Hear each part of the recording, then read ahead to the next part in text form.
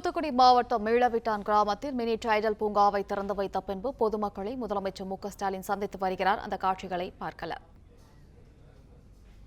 இது குறித்தான விவரங்களை வழங்குகிறார் செய்தியாளர் ஷேக் மதார். ஷேக் மதார், வணக்கம். விவரங்கள் என்ன?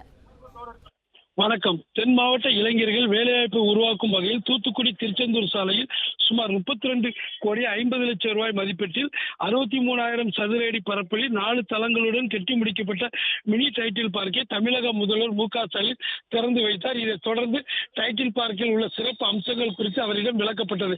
இதைத் தொடர்ந்து தூத்துக்குடி திருச்செந்தூர் சாலையில் உள்ள மாணிக்க மகாலில் நடைபெறும் திமுக மாவட்ட நிர்வாகிகள் கூட்டத்திற்கு வாகனத்தில் சென்ற அவரை இருபுறமும் நின்று பொதுமக்கள் மற்றும் கட்சியினர் உற்சாக வரவேற்பளித்தனர். அப்போது அங்கு நின்று கூடியிருந்த பொதுமக்களிடம் தமிழக முதல்வர் மு.க.ஸ்டாலின் இறங்கி நின்று அவர்களிடம் அரசு திட்டங்கள் குறித்து கேட்டறிந்தார் மற்றும் தங்களுக்கு அரசு திட்டங்கள் சென்றடைகிறதா என்பது குறித்தும் கேட்டறிந்தார்.